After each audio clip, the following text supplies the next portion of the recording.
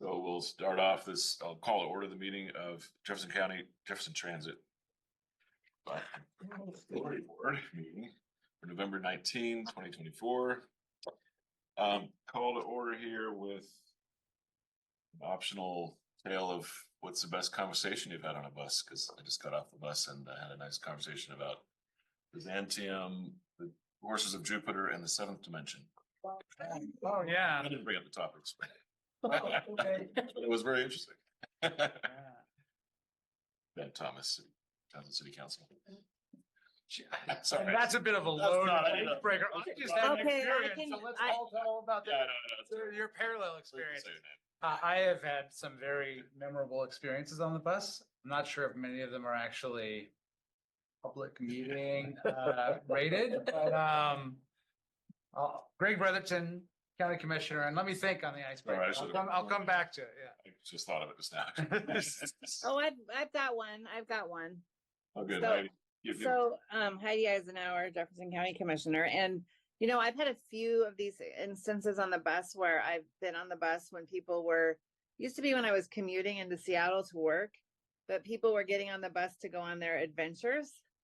I ran into a lot of people over the years who were taking the bus to the airport, basically, bus, ferry, bus, now bus, ferry, light rail. But they would tell me about the adventures they were going on. And sometimes I would see them on their way back.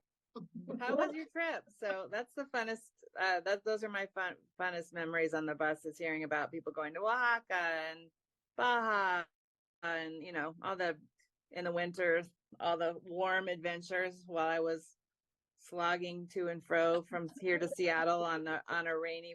Guys. Yeah. John Nowak, school board representative. I had an interesting conversation with Mark Rosbeck, who's one of the bus drivers, is also a high school classmate of mine, and just kind of talked with him about his journey to become a bus driver and about his experiences as a bus driver on a recent trip I took out here for a meeting. So, yeah. Cool. Would the staff like to share any stories? I got mine. I thought Go on, falling asleep on a Japanese public bus and then waking up who knows where, like really being interrogated. And it was I don't really know what happened in the conversation in Japanese. Yeah. Yes, but it was I was very discombobulated for a moment, where like you wake up and you're like gone into REM sleep and you're like fully asleep, and then all of a sudden it's not your partner or your kid talking to you, it's where am I? Yeah, on a Japanese bus in some other sound that you must play. Where am I and why did I fall asleep? Yeah. And did you have any? I've had a lot of conversations on a bus. We were around buses a lot, so I think that Many to tell. and probably more boring conversations about like tablets and connectivity. So yeah, probably not the most entertaining conversations, but maybe helpful to the drivers. Maybe. The thing that pops in my head is I used to work for King County Metro, drove full-time trolleys in downtown Seattle. I had moved over here and I've been driving for Jefferson Transit since July, and then it was wooden boat season, and I was so lucky to be able to drive wooden boat. And on my first group, it was a guy that I was in part-time training with at King County Metro. I hadn't seen him in years. And the odds of that guy coming on, here I am over here in Port Townsend, and he just loves boats. And it was stuck in my odd. It's like, that was really nice. Very random. You drove the slut? No, the trolleys, Not the trolley? The South Lake Link Union? trolley buses. Okay, gotcha.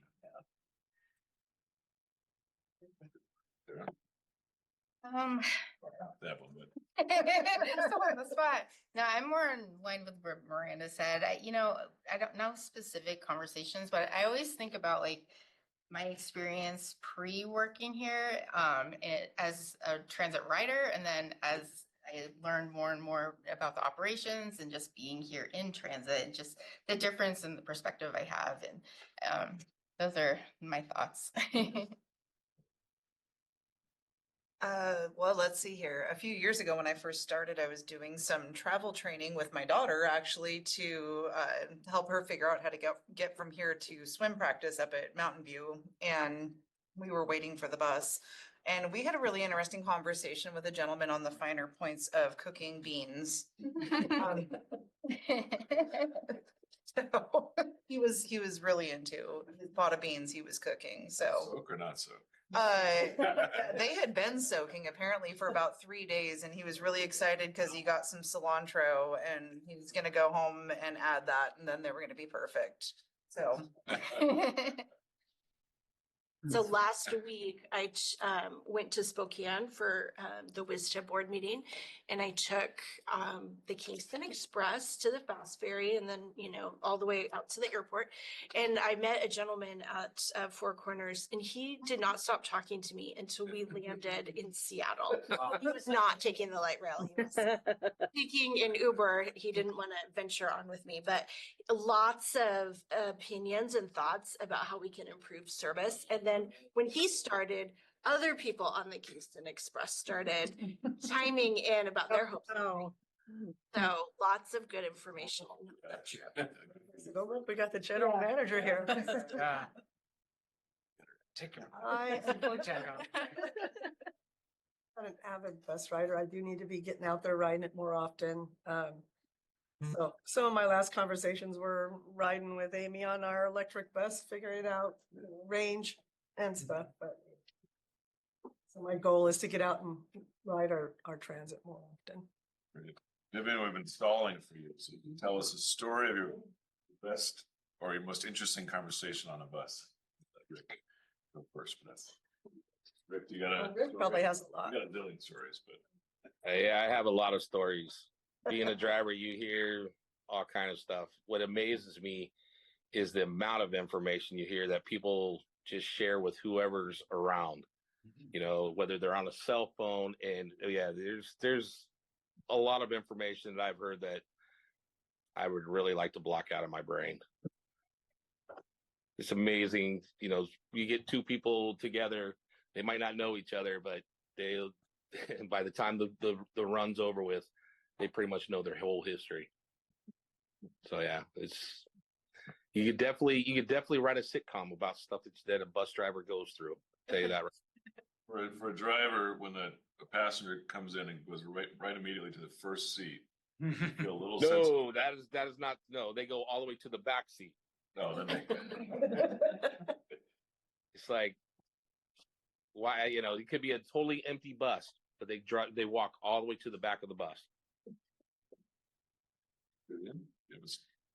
Well, I can't. I mean, it's exactly like Rick says, I can't throw in on one. The most unusual outcome, though, was I met a woman who was teaching and quilting on an exchange from India. And I later went to visit her in her school, and it was very wonderful. That came from riding the bus. In India. Wow, far out. Yeah, it was part of a grand tour. Yeah, I was gonna do some stories from riding the bus in India, but they're too long. Great. Okay, well, we have a quorum. So at the end of all that, there's a quorum, and we're officially called to order now at 1:40 p.m. I think Kate might be here, Ben. I'm sorry? I think Kate's here. Okay. She's on the phone. I want to share a story. Thanks. Hey, can you hear us? Do we need to move her over, Kelly? She's on the phone, so I think he's just calling in. She's doesn't have video. We have a quorum either way, so we'll just. Okay. allow it and she speaks up. Here. Okay, so public comment wise, there were two written public comments included in the packet. My script says, does any member of the public wish to give public comment? If you are online, please raise your hand. If you're on the phone, press 9 to raise your hand and star to unmute. There, you're there too. But Kate has her hand up. Oh, so yeah, I didn't see that there. Kate, I was just asking to be unmuted. oh, there you are.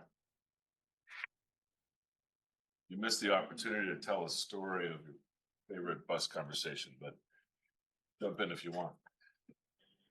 No, I'm on the road. I'm mostly going to be listening. Great. So nobody else's hand up from the public. All right, so we'll go on to the consent agenda. So I'd ask for a motion to approve the consent agenda. So moved. Second. Any discussion? The new member, Rose, looked great.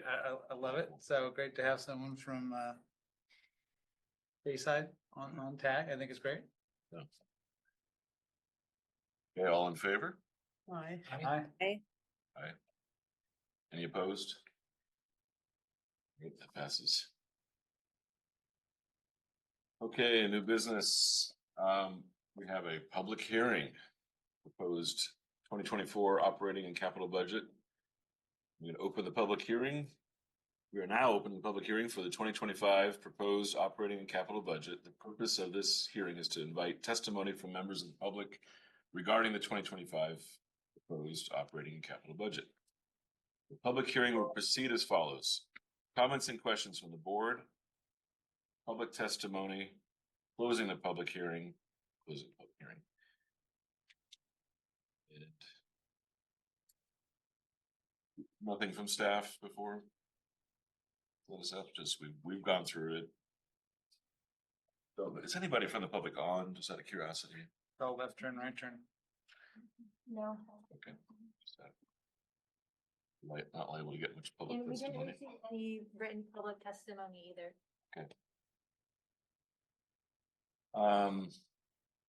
Well, other comments and questions from the board. Couple little questions, and you probably addressed it before, but why are I guess especially in the operators, but the benefits to salaries are such a high ratio? Do you know what I mean? I probably wouldn't have noticed, except you had some pie charts about them. But like, and especially under the whole staff, it's pretty high, but in operators, it seems like 60% of the cost of salary is benefits, when I would normally expect it to be 30%. I'd have to double check the numbers. Sorry, it's not, I mean, it looks great. Labor is the biggest, labor and benefits is the biggest source of expenses. So just let me pull up. While you're doing that, I really appreciate the new approach to budgeting and sales tax projections and everything. I think it's more realistic and it better reflects our budget. I guess my other comment is, I just think as we go through the operational analysis that we're doing now, we should be ready to reopen this budget if there's fundamental, strategies that we should pursue. So I just, this is a planning document and I think it's great for what it is. And I also want to make sure that we recognize, the revenue to expenditures that we have allow us to think big and really, raising the level of service for our we've got challenging conversations, right, about ridership versus service and like the big dilemma of like more service in our concentrated areas or rural. And I feel like we can do both if we kind of don't always think iteratively. And I think often the budget comes out iteratively. And so when we do our analysis with left turn, right turn, we end up, okay, well, how many more, full-size Gillig buses should we buy? And we end up just kind of planning the same thing as we move forward. Want our eyes open. What's the Friday Night Lights thing? Open heart, clear eyes, open hearts. No, you haven't seen it? No, it's great. So Open the door. looking at the vehicle operations department, so the labor is 2.3 and the benefits are 1.6 million for. So benefits account for about 38.3% of that department's budget, while labor accounts for about 57.1%. And when we're looking at, so the benefits are less than what wages are. Yeah. If we just want to go into what those details, just as an overview. It's the ratio of of benefits to wages, I guess is my question. And it's, I'm not a big, not something to get high centered on. It seemed like a higher ratio of benefits to actual salaries than I expected. So we have a generous benefits package. So what goes into that is going to be the federal income tax and Medicare costs, the PERS rate. So that's the employer portion of PERS contribution. It'll be the medical. So with our proposed contract that did change a little bit in the new contract that's going to be proposed, we're budgeting for what we negotiated, but that new contract will be proposed in December. And then we are accounting for uniforms and work clothing allowances in the new contract a little bit differently. So in the budget book, I kind of explained that the liability that we used to have was just what the contribution for that year is, but it is a rolling balance. So we are changing how we account for that liability as they move forward, because they can roll a certain balance over into the following year. And then just other things like our HRA, our wellness, and our paid FMLA. Like, what's the ratio? Like, if you look at the benefit to salary and administration, for instance, a very different ratio. Well, we don't get certain things that the drivers get. So the uniform benefits and tool allowance for like maintenance, they get those extra benefits, and admin employees don't have those. So I think those little increases. Yeah, and also, I think if we're accounting for what the average cost for like medical is, the makeup of the department changes. So we look at current plans with those employees that are moving forward, and we do an average. I think a lot more of our drivers have dependents on their plans versus our administrative staff don't have dependents. So that does change the way we account for the average medical cost for those departments. Okay. So there are little things that go into it. We can do a deep dive on the back end whenever you want. You can come in and I appreciate that. I've done it with another. I'll do another deep dive. I was just curious. Yeah, but there are things that represented staff get that go into the wellness plan that don't go into Example. the admin. Thank you. John, did you have any thoughts? No, I think I asked my questions last time, so I think I'm good. I got one more question. So on those benefits for the admin, are they percentage based? They're rate based on current rates. So medical, it follows what we do on the contract. FMLA is a state set rate. LNI is a state set rate. Do you have anything specific? I'm just wondering, I mean, when you have high end salaries and you scale them up by percentages, you wind up having the difference between high and low open up more. Well, PERS is a set rate. Employer contribution to PERS is set rate by the PERS plan through DRS. LNI is a set rate based on our experience rating. So these are external rates that get set. And then we follow the medical that we put into the contract, so it's even across the agency. So what's contracted, we just kind of mirror that with the non-represented staff. And then for our VIBA benefit, that's the same across, it's a set rate. So really the variable rates are set out, are benefits that are set by external agencies.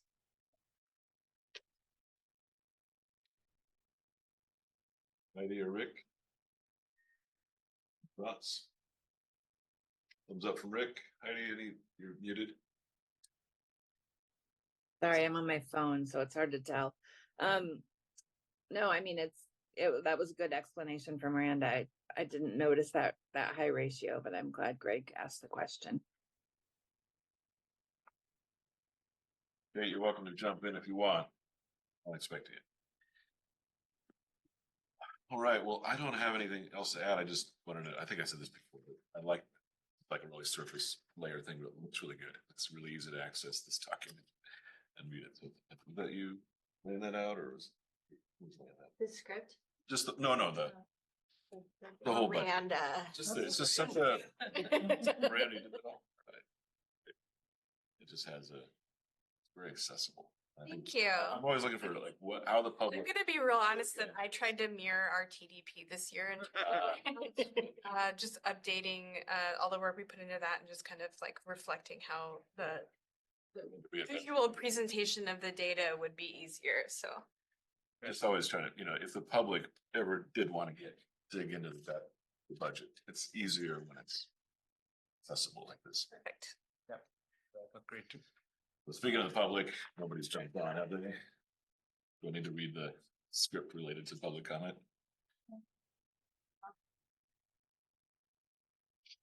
I skip the public testimony script. Is it? I think he's got to open it. So- Testimony. What if somebody here is like, finally, my chance? I could. Amy's just Maybe been in- waiting. I can see her face. Yeah, all right, okay. Think about it. I have a few things to say. Later. Okay, we are now accepting public testimony on the 2025 proposed operating capital budget. Does anyone choose to give public testimony?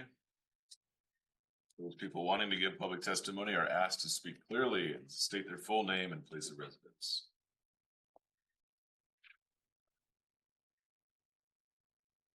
Pause long enough, I think.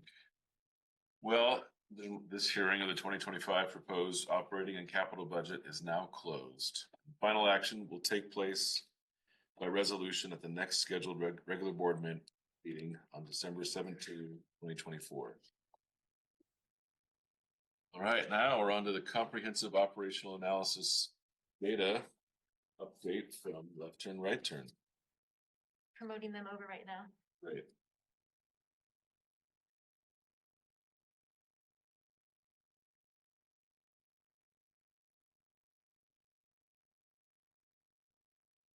Theory, we have till 2:25.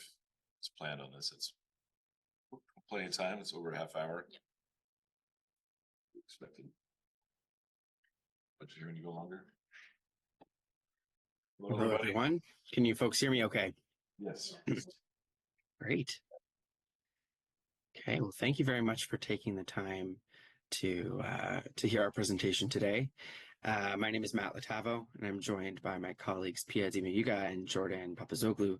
And we've been working very diligently with staff at the JTA in order to develop the to move forward with this comprehensive operational analysis, and the focus so far has been on that current state. So we're here to give you a bit of an update and overview of what the project looks like, and we'll be able to then tell you a little bit about what we're envisioning in terms of some next steps for both for this particular project, but also some of the things that will be incorporated into our recommendations.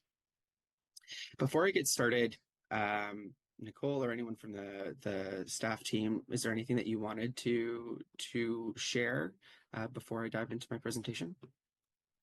Nothing specific. We're just so excited that you're here. And I think there's a lot of good information in the current state report that was included in the packet. So hopefully folks had a time to read it. But yeah, I'm excited to let the three of you take it away. Sounds great. Okay, well, I'll start sharing my screen. Let me know by thumbs up or, just a verbal confirmation that you folks can see it. All right, great. I'm just making sure that I can still see all of you folks as well. All right. So as I mentioned, we have quite a few things to get through right now, quite a lot of detail, a lot of interesting analysis that was gone into this assignment so far. We also want to make sure that we're respecting your time effectively. So we may sound like we're flying through some of these slides very quickly. We want to leave as much time for discussion and questions at the end. So we'll try and make sure that we're clear and providing you with all the information that you need right off the top. So as I mentioned, my name is Matt Latavo. I'm the project manager on this assignment here. I've been with Left Turn, Right Turn for the past 6 years and have a degree in civil engineering with a focus in transportation. I spent several years prior to joining LTRT with the transit agency in my hometown, the Toronto Transit Commission in Ontario, Canada. And after that, joined here and have been working with agencies, large and small, coast to coast to coast, on both sides of the Canadian-US border, on many different projects just like this. And I'm really pleased to have Pia and Jordan join me today. Pia and Jordan, do you mind introducing yourselves really quickly? Sure thing. Good afternoon, everyone. I think I've met most of you either in person or in another previous board meeting. My name is Pia Dimiuga. I am also with Left Turn, Right Turn, and I'm serving as the engagement lead for the project. Jordan, over to you. Thanks, Pia. Sorry. Yeah, my name is Jordan Papazoglu with Left Turn, Right Turn, serving as the transit planning lead for this assignment. Back to you, Matt. Thanks, folks. So we'll start off by just giving you an overview of what the project entails and sort of where we are right now in our work plan and what's coming up next in terms of the different activities that we have planned. So the purpose of this operational analysis from our lens and from our understanding is to, of course, assess your current operations from, several different lenses. Of course, we're looking at operational efficiency, but we're also looking at customer service and equity as well. In addition to some other, community building factors as well. Out of this, we want to be able to provide you with recommendations on restructuring some of your services in order to improve the value for your riders and your residents. We want to recommend strategies to support financial sustainability of your services. We also want to identify opportunities to improve your resourcing, and that's mainly through staff hiring and retention.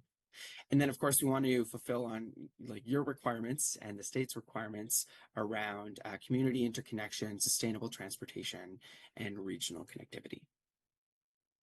So we have a 5-stage or 5 major tasks as part of this assignment. We've been working very heavily, and I think many of you met my colleagues Pia and Jordan when they were on site for our discovery sprints in August. Since then, we've put a whole bunch of work into our task 2, current state review, and are starting to move into our task 3, which is options analysis.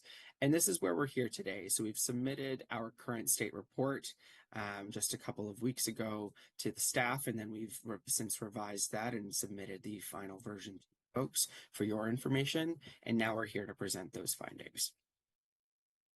So our methodology for this current state assessment, and this is really just to kind of give you an overview of the different pieces that we used in order to put all this data together. We focused in on, of course, initially that document review. So you have a wealth of information that staff and other firms have produced over the years. We wanted to start from there so we understood the basic context. And then, of course, we went through many discovery interviews and some on-site activities as well, like I mentioned, through that sprint where our team was on site for the better part of a week in August. We also went through some public and stakeholder and community engagement. So Pia led some of that, I believe, a couple of months ago, and we collaborated on the Climate Action Plan team as well in order to make sure that we were engaging effectively and efficiently with your community members. And then, of course, we went through detailed data analysis on your operations and your financials.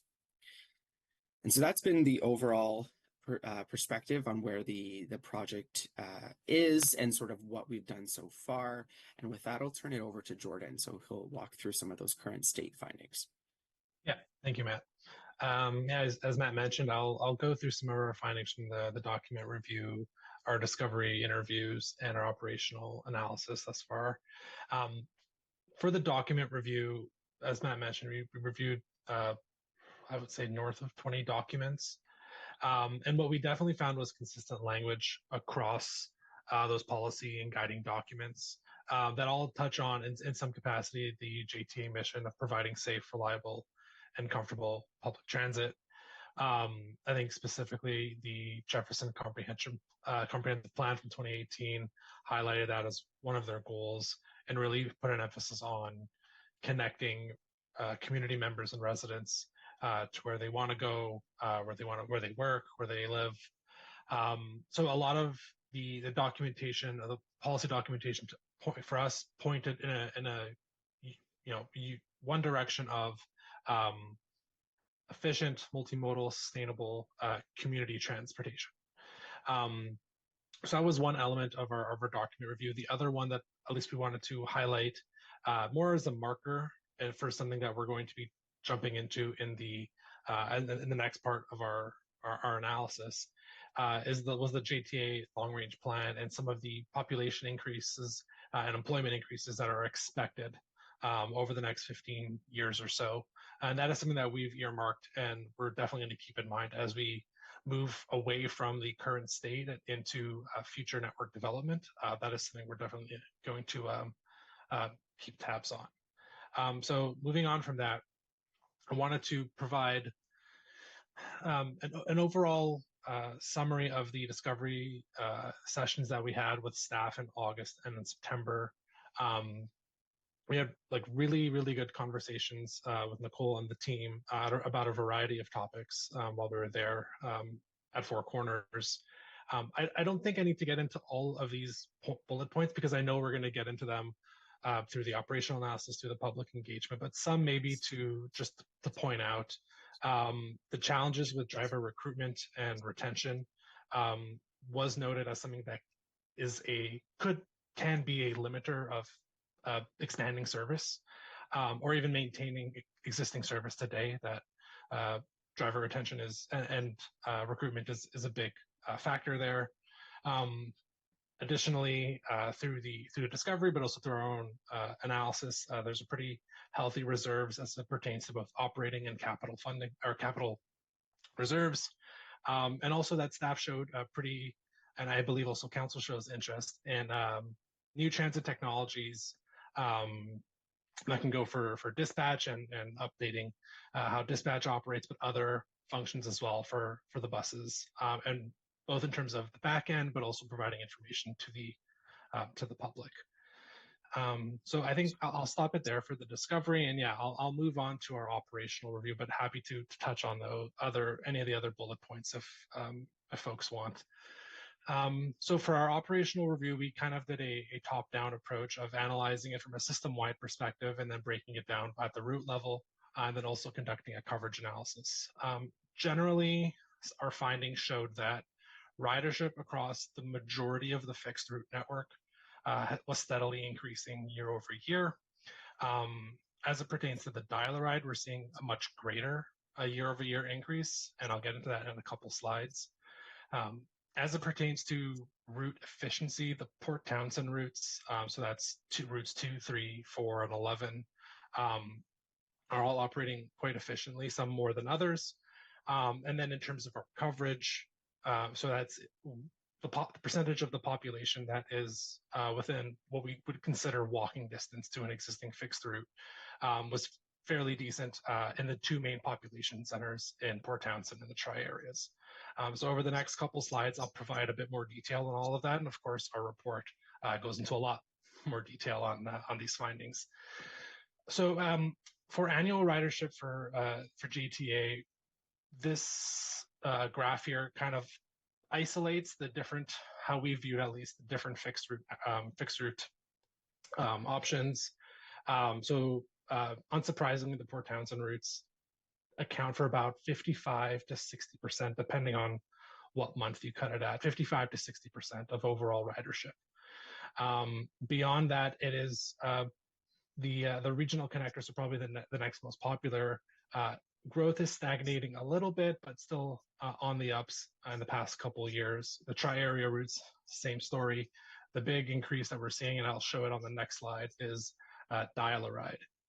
So this is, we wanted to show kind of a year-to-year, month-to-month comparison between 2023 and 2024 to really show the growth that we're seeing in the dial-a-ride service. So this has it through January through July. You can also confirm that August and September, the trend continues at about, it's about a 50% or so year-over-year growth in that equivalent time. So that's a fairly significant compared to the fixed route network, which I'll get to in a little bit in terms of the percentage growth, but dial-a-ride is having a much larger increase year over year. We were also able to conduct a a high level spatial analysis to understand where dial-a-ride trips are starting and ending. We couldn't go into too much granularity, but what we were able to confirm is that a little over 3/4 of trips start and finish within Port Townsend. So they're local to Port Townsend. After that, the next most popular origin and destination pair would be Port Townsend and the tri-areas, or then that could be Port Townsend to the tri-areas or vice versa. So that accounts between the two of them for over 95% of all dial-a-ride trips. On the next slide, I think we're going to dive into, yes, ridership productivity. So I think just for the purposes of time, we don't have a slide showing the annual ridership growth among the different fixed routes.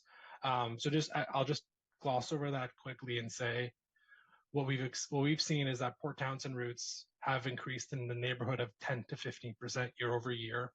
The tri-area loop, the 6A and the 6B, is probably a bit closer to 20% year over year. As for the region routes, it's a bit more of a mixed bag. Both Brennan and Poulsbo have seen a slight decrease, whereas Sequim seen a slight increase. Kingston has the largest increase across the board, but that's also because it's still a fairly new route, so it is expected that route is growing at a much higher rate. What we're showing here on this slide is we looked at two different metrics to evaluate ridership productivity. And we did that in part because we wanted to make sure that when we're looking at the shorter routes, we would typically use a metric called boardings per vehicle hour, which is really the number of trips that of rider trips that a bus completes within an hour of service. For the shorter routes, that is a more appropriate unit of measure. However, for the longer routes, for a Brennan route, for a Sequim route, we used boardings per trip, which takes away the component of how long those trips are. So we can see here with the horizontal bars, that is the boardings per vehicle hour. So I think unsurprisingly, the shuttle, Route 11, the Upper Sims Loop, Route 4 are the best performing because this metric is looking at ridership efficiency. And when we look more at the boardings per trip, routes such as the Brennan route, number one, and the Poulsbo route have slightly better performances in that sense.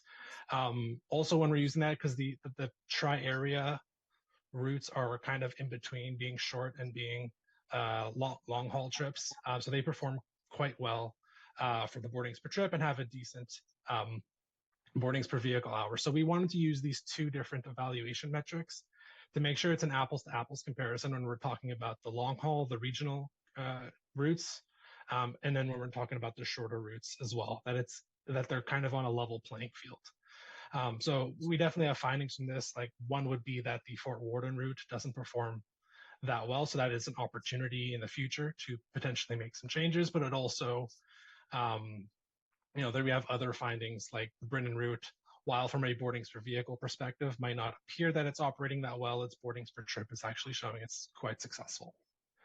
So that's just a high level review of the ridership productivity. And I think I have one more slide.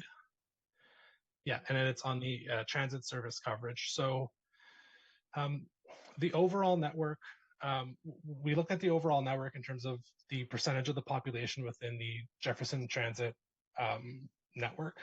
But looking more specifically at Port Townsend and the tri-areas, they're both in the 60 to 65% range, meaning that 64 for Port Townsend and 62 for the tri-area.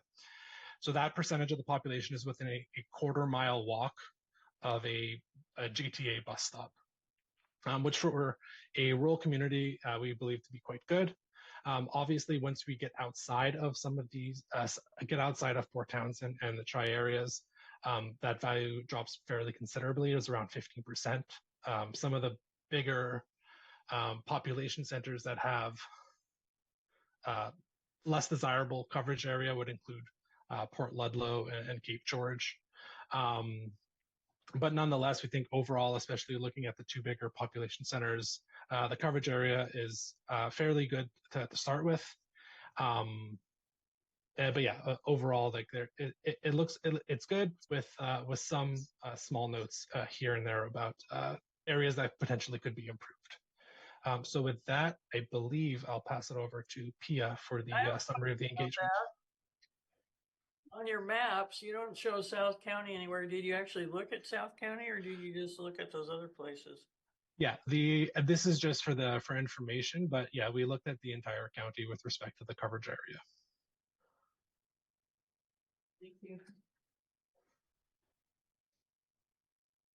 All right, so thanks, Jordan. I'll start talking a little bit about what we heard through the various engagement activities. And I think the next slide kind of provides a summary of all of the different events that we had and activities that we did. So we had, a meeting with the advisory group when we were here in August.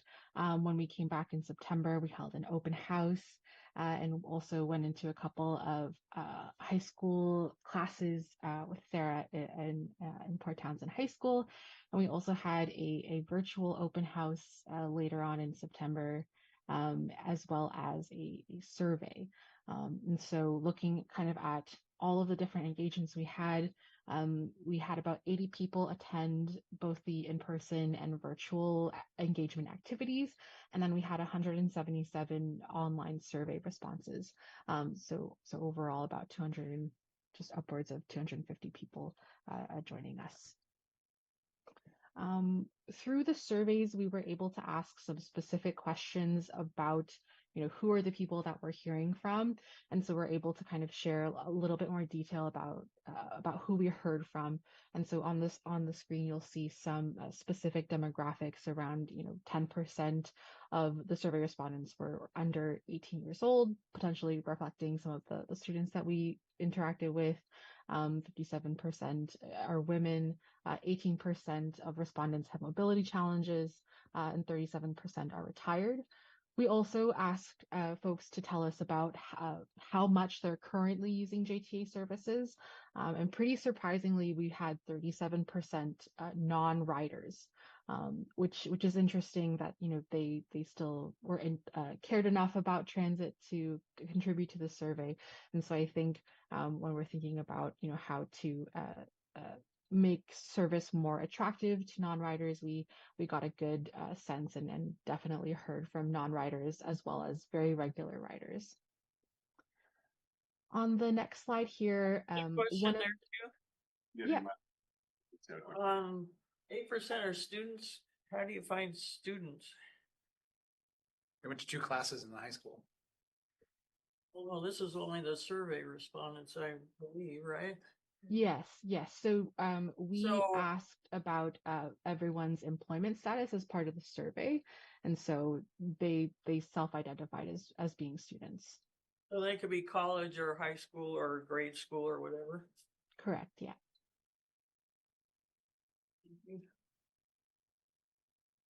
It's 10% are under 18 and 8% are students. Hopefully.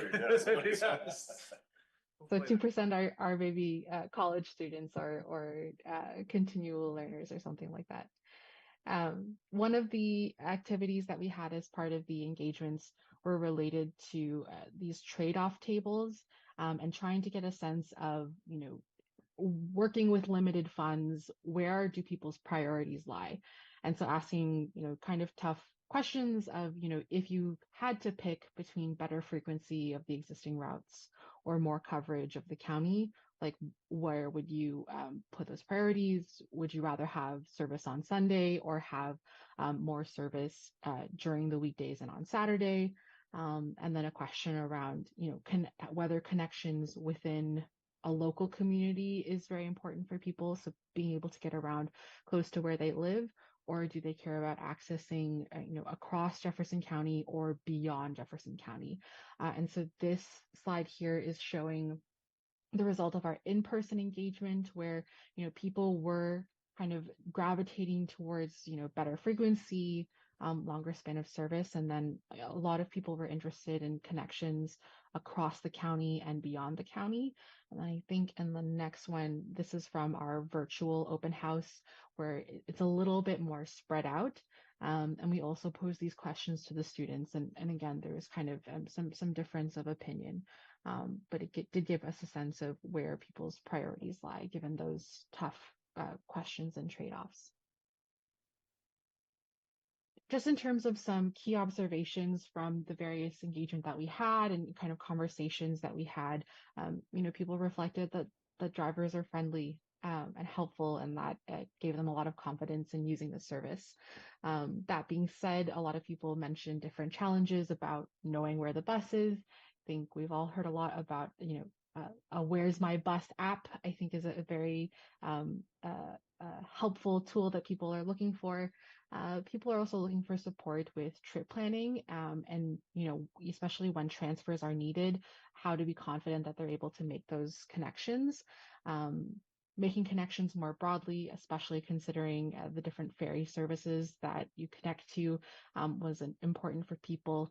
And then, more just awareness and education on the service, especially for some youth who didn't really know very much about the current JTA service.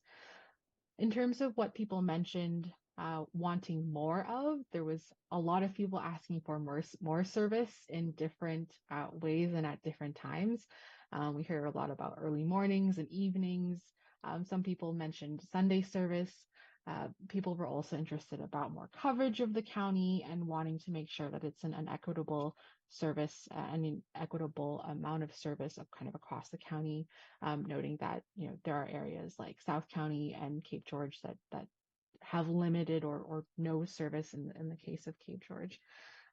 But also wanting more frequent connections out of the county, which JTA is already doing quite a lot in terms of connecting with neighboring counties.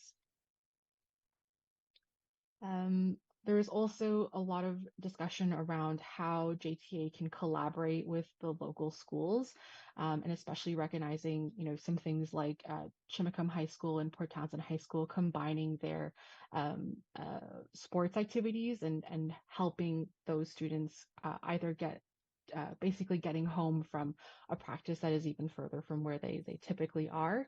And how some other things that came up was around how to connect transit with broader goals, such as active transportation, disincentivizing driving more broadly and getting more people out of their private vehicles and onto the bus, but then also connecting transit with tourism and ongoing development.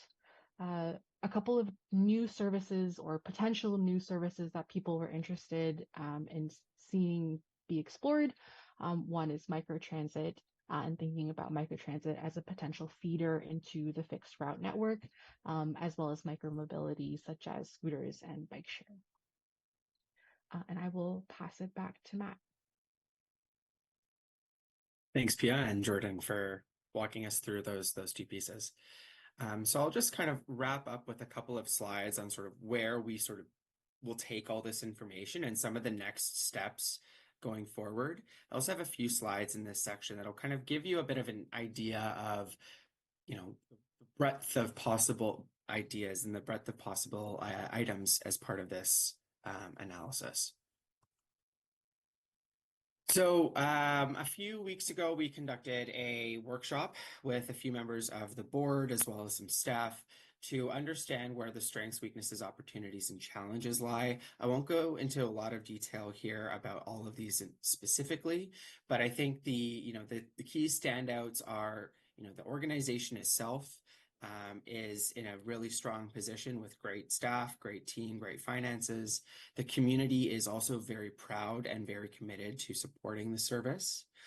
However, there is definitely some challenges as it relates to both the growth of demand for some of the services, particularly the Dial-A-Ride service, as well as some of the long travel times, and then some outstanding challenges that we can't really take a whole lot of control over, but we can try and mitigate again, such as the Hood Canal Bridge and some of the ferry services and the reliability of those services. Of course, we did hear a lot about the hiring and retaining of drivers as an ongoing challenge, an increasingly difficult challenge. And we'll be trying to identify some opportunities to address those. So one of the key things that we kind of also pulled out of that were identifying a set of different objectives. So we have 6 objectives overall. 4 of them are directed at the service, and then 2 of them are directed more at the organization. So service objectives are going to be what we use to then help evaluate the specifics of current services and identify opportunities and new recommendations for changes for the services themselves. So this is the buses on the road. The organizational objectives are going to be more around all the back end and supporting the agency itself and supporting you folks as the board to make sure that you're making informed decisions on some of these service changes. So just really quickly, the objectives include safe and ensuring that services are convenient, safe, and comfortable, ensuring that they connect residents with a vibrant community, enabling access to employment, education, health, and community services, ensuring that services are environmentally sustainable and continue multimodal sustainable to facilitate multimodal sustainable travel. And of course, that they're reliable and accessible to all. So regardless of where they live, their ability, their age, folks are able to access transit service within Jefferson. And of course, these are high-level objectives. Some of them will be achieved to varying degrees, and they hardly will be, 100% score across all of these within a few years. But these are objectives to continually strive for and continually to monitor progress towards. So those 2 organizational objectives, I think these are quite interesting because, for one, JTA has been very successful with your fare free service. So ensuring that the service is financially responsible is very important, but measuring that value is going to be a little bit different in comparison to how some agencies who are still collecting fares would usually do that. So we'll be identifying things that are, methods of monitoring these services so that way we can ensure that the decisions and where you're placing new service or where you're changing services to are providing good value for your community, not necessarily that you're not necessarily looking at a cost recovery ratio like some other larger agencies that are still collecting fares would be. The other major organizational objective is really to try and address that hiring challenge and that retention challenge, which really is to ensure that JTA is a choice employer, enabling service growth and resilience through a capable and collaborative workforce. This is really just building on some of the successes that you have as a team already and finding new ways to expand and collect more of those brilliant and capable minds into the organization. So I want to pivot a little bit into some initial areas of exploration that folks maybe have thought about or heard of. So I have 3 items that I want to talk about today. It's the concept of service guidelines, the concept of microtransit, and then what the whole breadth of the concept of service expansion could really look. So service guidelines are really they're a set of tools. They're used usually for designing, implementing, and monitoring transit services. Most often they're employed at very large organizations and agencies. So Sound Transit has a very comprehensive set, King County Metro does, but also they can be, very applicable to smaller communities as well. And I wanted to call on Clallam Transit, who actually has, through their county and I believe it's their comprehensive countywide plan, they have some standards for public transit service and public transit design. So the idea here is, we have policies that can define where and when different types of service would operate. You might have some standards that, identify the minimum requirements, if you will, for implementing a new bus stop or deciding on different customer facilities. And then I think what's really key and what we're really going to focus on as part of this COA is identifying the best metrics and key performance indicators for assessing progress towards some of those objectives through your routes, through your networks, and year to year to help you define how transit continues to be modified over the years. The next piece I want to talk a little bit about is microtransit, often called on-demand transit, sometimes compared to ride-hailing services like Uber or Lyft. I want to kind of just make folks aware that there is a pretty big distinction between the two. And I want to just make sure that, we're level setting on expectations of what microtransit could possibly look like within Jefferson County versus what ride hailing tries to offer in communities like yours and in larger urban centers as well. So some of the key differences with microtransit and on-demand transit are, firstly, with most ride hailing services, with like Uber and Lyft, you can request a trip basically immediately. Within a few minutes, oftentimes in under 10 minutes in urban areas, you may get a response back from a driver. That service is usually very direct from pickup to drop off. They claim to be doing some Uber Pool and Uber Share, but realistically, the vast majority of people are using this service kind of like a taxi direct from point A to point B. Oftentimes, this service is charged, and in fact, almost universally, this service is charged per passenger mile, and it also fluctuates based on demand. So that's the concept of surge pricing that I think, to be honest, Uber has really popularized, perhaps infamously so, over the past several years. Microtransit, on the other hand, you may be able to request a trip immediately, but the response time is going to be a lot longer. And there's a lot of good reasons for that. A lot of them have to do with making sure that the costs are reasonable for the operator, and while at the same time being able to provide service to a broader area. So that 30 to 60-minute response time is kind of an ideal situation. You may even be able to request trips and schedule trips in advance. But this is basically to make sure that the service can be shared, and you can in fact pool riders together, so that way folks are picked up and dropped off along the way. Usually these services are charged at a similar fare structure to conventional or dial-a-ride transit. In your case, I would assume that you would continue to maintain your fare-free service for a microtransit platform like this. With that in mind, though, you'll need to make sure that there are some very well-defined service guidelines for that microtransit, so it is not utilized like an Uber-like service for very short distance trips, but rather for those who really need that service in the more outlying rural areas where fixed route may not be as effective. And in the microtransit space, there's a lot of companies out there now that have made quite an impact. Some of these you may have heard of before. There's Via, Spare, Rideco, the routing company. All of these folks have been involved in the space for a while. And then as it relates to service expansion, service span and service coverage are kind of the two major things that we're looking at.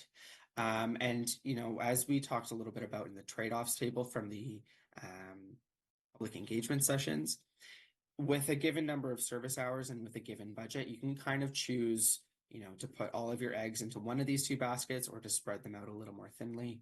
So you might think about running transit services earlier or later, running more trips on some of those regional routes, or expanding service to include Sundays. Those are all examples of increasing service span. Increasing coverage is introducing service to new communities, and replacing or augmenting, for example, dial-a-ride services with new fixed route or microtransit services. So where does this take us? So as far as the next steps go, we're looking at incorporating your feedback into the current state analysis. So that technical memorandum has been, largely completed and is submitted as part of this package. But we'll be able to make any tweaks and any adjustments based on your feedback. And then we're moving very quickly into developing service options. So this includes conducting a market analysis, so understanding who the transit riders are and who they could be, developing some conceptual designs, and then assessing those alternative services and technologies as well. Some of those key deliverables. Oh, pardon me, go ahead. Your last slide. When it says develop service options and you're talking about transit market analysis, are you talking about existing riders or potential riders? Talking about both in this case. So we'll want to understand how your current riders, who they are, as well as we can, and then any potential new riders that we can connect to through some demographic analysis and ridership analysis. Thank you. All right. So as far as the project deliverables, and this is where I wanted to I wanted to introduce the concept of those service guidelines first, because we believe that that's something that's going to be very valuable to you folks in your team going forward. So we're going to include, as part of our operational analysis, all of those key pieces that you're looking for. So that route level assessment, the network recommendations, including new or modified routes, microtransit, dial-a-ride improvements, and new transit technologies, of course, to improve your operations and customer experience. But we're also going to augment that with some service guidelines for you. And that's really going to be baked in to our operational analysis and probably included as either an appendix or something that you can then break out and separate from your COA, so that we can use it as a standalone document as well. And that's really going to give you some more of those guidelines on making changes beyond just the scope of this COA and kind of that short and medium term, and continuing to grow and improve your service over the longer term as well. And that's it. I think we went a little bit over our originally scheduled or planned time, so hopefully you folks didn't mind that. But happy to take any questions and any feedback. Great, yeah, thank you. Before we get into questions, I just want to get a time check on hard outs for people. I heard 3:15 from Heidi. I'm cleared. And I just don't want to no pressure. shortchange our executive session, but it sounds like you're okay to go to at least 3:15. So theory then would give us another 10 minutes discussion if we want. Who's got stuff? Vivian's already got some of it out of the way. Yeah, I appreciate the analysis and all the work that's happened so far. I guess a couple questions, and maybe, I don't know, we can't see your faces at all, but there you are. I'm a huge fan of the idea of microtransit, and just listening to you kind of reinforce the idea that many of our dial-a-ride services should turn into some sort of microtransit, Cape George route. And I'm just wondering about the practicality of those, and then, the slightly different access that people often need for the dial-a-ride. I mean, do HOAs often provide transportation to the clubhouse, so you can do one step for a microtransit thing to a, Calipoint or a Cape George? And then also with microtransit, another question is, does that impact one of the weaknesses that you guys had highlighted, which is the challenge in getting in hiring operators, recruiting and retaining operators? And it seems like lowering the requirements for, I got a couple things I'll pile on and then turn it loose on you. Lowering the requirements, maybe not a CDL required for microtransit. Are there ways that can help with that? And then I guess the one thing I didn't see, or two things I didn't see, but one of them in yours was, I feel like if we look at a 5 or a 10-year horizon, we're going to start talking about autonomous vehicles, and probably in the public sector as well. And that seems like one of those systemic solutions to some of where we're having trouble hiring people. I'm curious your thoughts about autonomous vehicles, and also combining with school districts for transportation of students, which is something else that we had talked about just, amongst the board, but I don't see represented yet in the kind of diversification of service you talked about. Yeah. Sorry, that's a lot. There's a few things there, and feel free to add, address it if I miss a few things.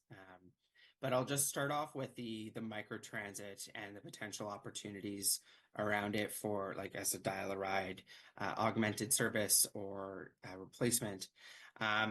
There are some challenges and hurdles to overcome there, particularly with the technology and the access to it.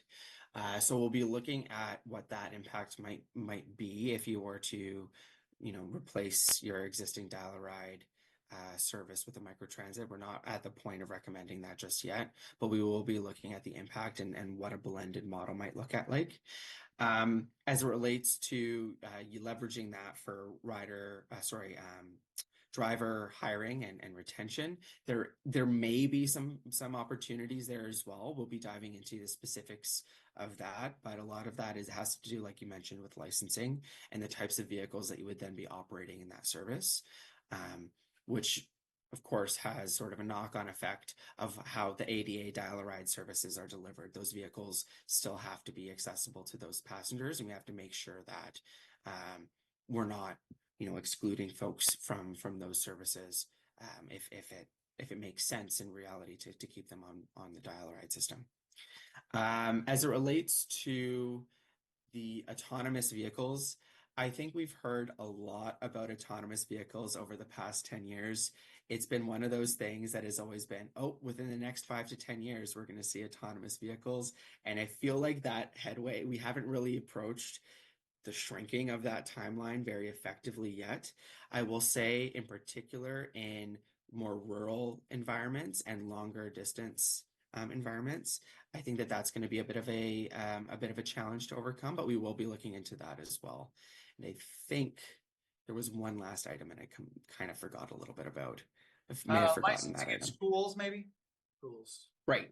The schools and that's definitely top of our mind as well. And we'll be looking at collaboration opportunities, not necessarily just with schools, but also large employers and potentially even some of your neighboring counties and transit services down the line.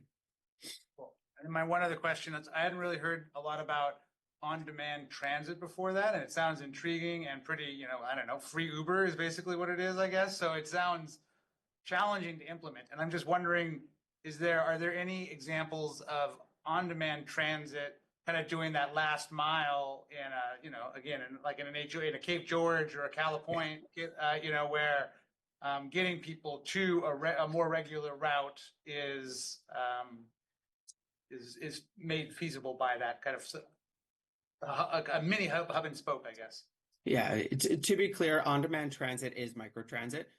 That is sort of that's just another name for it, if you will. It's not hopefully exactly like a free Uber. That would be very costly and very challenging to implement for any transit agency. And I think the key piece to that would be, identifying where a microtransit hub and spoke kind of service might make sense, or where microtransit can augment or replace your dial-a-ride. There's a lot of different formats that microtransit can really, a lot of different shapes it can take, and we'll be looking at as all of those as they may be relevant to your current service and potentially new services as well. If I can, oh yeah, if I can add as well, myself and Nicole and some others have been in some peer interviews with some of your neighboring agencies that are implementing or about to implement different configurations of microtransit. So Clallam, Kitsap, and Grays Harbor. So we've had some really great discussions with them about, what things are working or are potentially working for them, how successful those have been. And just like you said, where is that being used in HOAs or kind of like as its own system versus where is that kind of being used to feed into a fixed route service. So that's some conversations that we're having and learning, directly from your neighbors. I'm good. You want that? Yeah, just Matt, I think you touched on this a little bit, but I didn't see in the document the idea of collaborating with other agencies like schools or the city of Port Townsend or some of the larger businesses in the community. And I think that's a pretty good opportunity for transit, and just hope that stays in your thoughts. Absolutely. It's definitely on our radar. So the document that we presented didn't include, I want to say, the last 10 slides of this presentation. The last 10 slides was really just to show you what the next steps may include. And yes, it's also, the 10 slides here are not exclusive. So we are still looking at, the breadth of potential opportunities, especially those opportunities to collaborate with other agencies, and hopefully drive more folks, more ridership onto the bus, improve the services for those people and for those folks who may benefit, the most from it, and it also contribute to the community and to their own organizations as well. And I think part of that for me is potentially sharing infrastructure as well. So yeah. Okay, thank Absolutely. you. Heidi. Any thoughts? Heidi? Here, I have one more. I know. Everybody shut. Yeah, so sorry. I really appreciate the reflections on microtransit. It's something I learned about at the transit conference a couple of years ago, and it's been something I've been really interested in. So I look forward to further consideration of that as a strategy that can either augment dial-a-ride or replace dial-a-ride. But I'm really listening keenly on that front.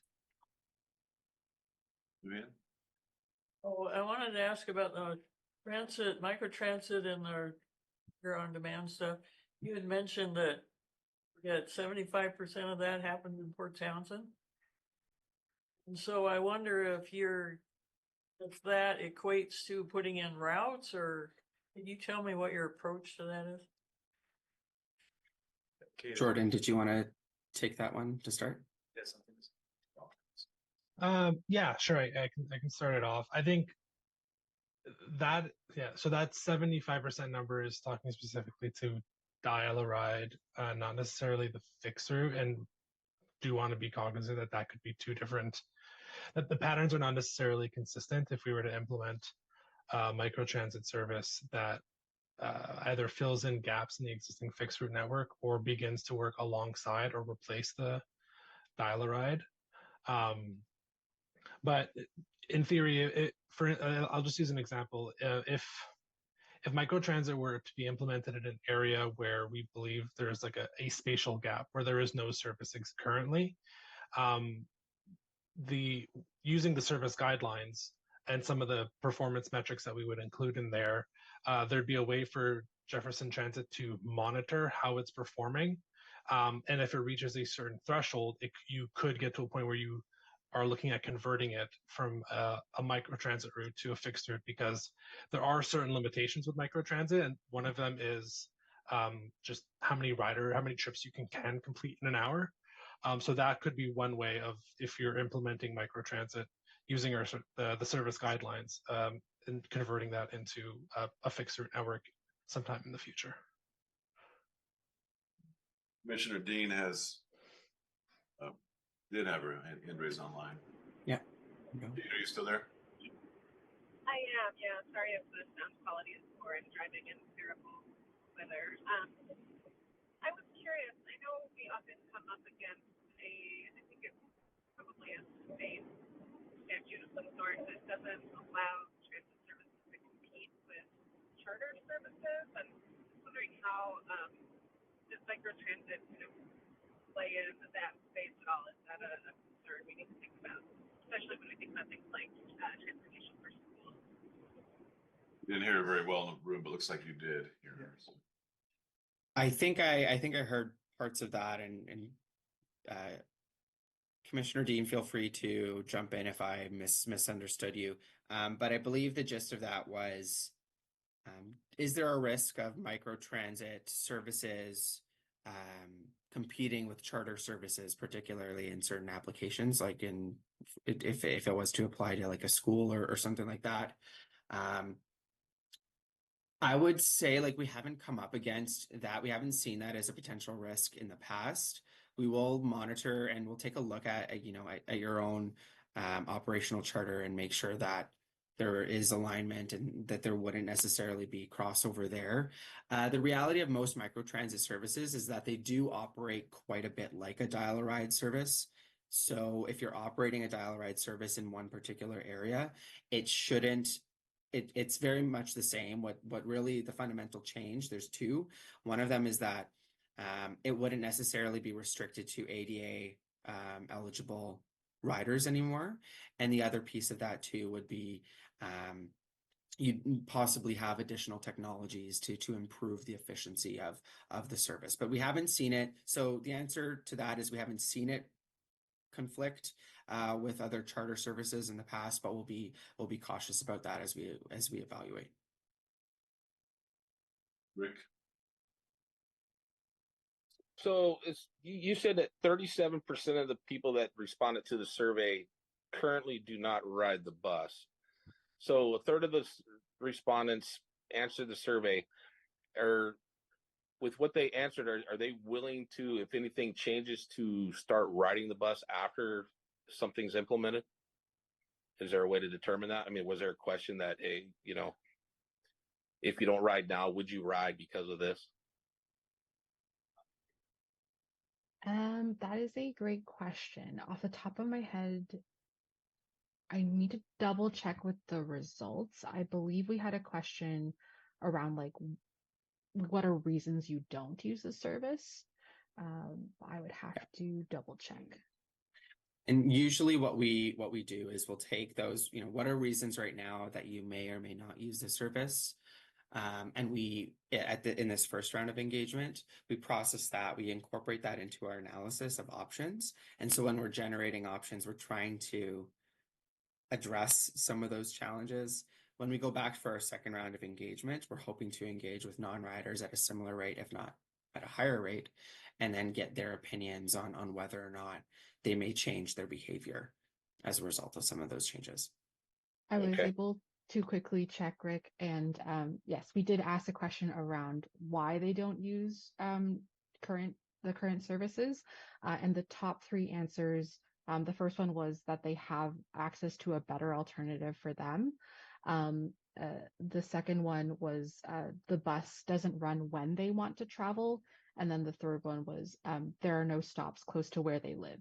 So those are kind of, as Matt mentioned, will help guide us into, okay, if we can address those things, maybe that would help convince people to use the service. Okay, and I just have one more question. So you're talking about route efficiency. What determines an efficient route? It's great comment, great question. I think that's part of what we're going to be developing these service guidelines for, because right now, we look at service at each route sort of in almost in isolation to see, okay, how well is it performing? Like, do we see riders using it? Do we see folks getting on board the bus every day? Is it on time? Now the challenge, and Jordan had brought up, the challenge of comparing some of those regional routes to the shorter local routes, like within the Tri-area or Port Townsend, for example. So we'll have to develop basically the guidelines and standards that say this is what we're going to consider an efficient route, and these are where we want to start trying to find opportunities to improve those efficiencies. Well, at least for your purposes, as a board, we'll come back to you folks and kind of get your guidance on what those thresholds and metrics should look like. So that way, you feel comfortable and confident in saying, so long as a route is performing at this, to this level, whether it's on time by this metric, it's running on it's this quick relative to a private vehicle, and it's carrying this many riders per trip or per hour, we're confident in saying that it's efficient and good value service. That's basically what that service guideline is going to be providing, is that guidance to staff, so that way they can then go ahead and ensure that their services are meeting those standards and guidelines. All right, thank you. Well, she raised her hand again. Okay. Hey, did you raise your hand again? Speak loudly. Nope. Oh. Nope. Okay. I just have a quick question with the survey results. Do we know where those folks were from? Like, how many people were Port Townsend based? I feel like we might get a very different type of response. Yes, it is around 65% of people are from Port Townsend. Some people, it was a bit of an open-ended question, and so the quality of response, unfortunately, is not the highest, but definitely the majority of respondents are from Port Townsend. It's a bit of a judgment call. My perspective as a city councilor, I would say there's a lot of people in Port Townsend have a lot of aspirational notions of how it should run the transit, with no intention to ever ride the transit. And there's a lot of, busybody type, very well-meaning busybody. Only in the city, actually. It's funny. I don't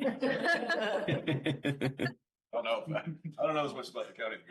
But I do know I've seen that a lot. It'd be interesting to be able to see, because it's 1/3 of the county's population, a little slightly less, and we need to. Aspirational from my side would be to get more from the county. There's a way to do that. South County. South County, especially. Just need to say we're gonna stop all the South County service and then we'll get feedback. That's how you'll, yes. A few comments. Okay, any last minute things? We're over time, but Quick question and one comment. The question is, with the dial-a-ride, do we know what the purpose of those 75% that were going into Port Townsend were? Do we know like healthcare or shopping at all? And then the one comment on the report, which is great, and it's not a huge detail, but it stuck out to me that you said you call Port Townsend, the biggest city and a city, but it's the only city, right? There's no towns, there's no other incorporated towns, there's no other incorporated cities. So maybe just kind of replacing towns with communities and just clearly referring to it as the single city would make it. So everyone that's going to look at this, that's not invested in it succeeding, is going to look for, consultant halos of previous reports and everything. So just making it, I don't know, one small detail. Good tip. great. Oh, Maria. I just want to address that comment. So under ADA law, we don't track trip purpose for dial-a-ride. Okay. We're not allowed to. Okay. Specifically because we don't do that for anyone on fixed route. So Fair enough. dial-a-ride is comparable service to fixed route. It just means it's just ADA service because it's for individuals who have a disability or a health condition that prevents them from using fixed route. So I also want to address that if we're thinking about how dial-a-ride can be supplemented by demand response, it will never get replaced because you always have someone who is prevented by a health condition or disability from using fixed route style vehicles. So it really is about vehicle accessibility. If we're looking at the types of vehicles we're putting into service there that are comparable to what dial-a-ride provides, then I think that the chances are much higher when we're looking at supplementing. But if we're talking about upgrading or using service standards to determine whether microtransit versus fixed route, dial-a-ride will always be a comparable service to fixed route. So it'll never get removed completely. But for trip purpose, we don't track it because we're not allowed to. That's great. And What do you attribute such a remarkable increase in service though? So pre-COVID, we were getting these numbers. So we're kind of returning, and I think our demand, because dial-a-ride was so high pre-COVID, and I think that service is. So COVID killed off most of the customers in that. Well, it really did reduce the number of people that were riding public transit, but when you think about what dial-a-ride is to someone who needs that lifeline service, maybe they can't drive, they are prevented from using a fixed route bus. And our community is one of the oldest in the state. So I feel like there's little things that contribute to that increase, but we are returning back to our pre-COVID levels. And I think that if you have alternate forms of transportation, and I also, if you think about how COVID changed the landscape of everything, our work patterns, a lot of people work from home now, that just becomes standardized. So I think our commuter base that rode fixed route before didn't come back as high. So I think if you're equating it fixed route to dial-a-ride, dial-a-ride is always going to be the one that came back faster just because of the reliability the individuals who use that service have on it. So it also addresses our equitable issues. I mean, like there's talking about, equitable service, but there's really no more equitable service that we provide than and that will grow, as you say, Yes, we have so many people aging in place in Jefferson County and around the peninsula. That And it's only it going may be something that and just throwing out my own opinions on this, when we're looking at what demand response style services look like, maybe looking at how paratransit services, because if you ever go to Dash, you know that when you design for accessibility, you design for everybody. And so while making our services more accessible across all of our types of services can kind of maybe open it up so that maybe dial-a-ride isn't the first thing that people choose and they have more options. Right. We'll get in there, Waymo down at the clubhouse and then quick start. For them before we get Make in. it a short one and a short answer, please. So you had 2 high school classes you went to in Port Townsend? Why didn't you go to Chimacum or Boise? We did try to reach out to all of the local schools, but Port Townsend was the only one who we were able to connect with and organize in the time that And we how had. many students was it? It was about 55 across 2 classes, I believe. Thanks. Maybe Vivian could be a good resource to help. If we have to do it again. Okay, great. Bo on this. Thank you very much for the presentation. Thank you. Thank you. Thank you. For the continued presentation. Take care, folks. Have a great evening. Take care. Bye. Okay, so we'll jump right into this. We have the time still that we need, assuming stay till almost 30. All right, so script you here is the board will now meet in executive session for the purpose of the reviewing of the performance of a public employee as allowed by RCW 42.30.110 1G. And the board will be in executive session until 3:26 p.m. The board will potentially take further action following the executive session. I'll give us a few minutes at the end. It's tight, but I think that'll work out. There will be a chance for public comment at the end of that. I don't know what we'll get, but there's a spot for it.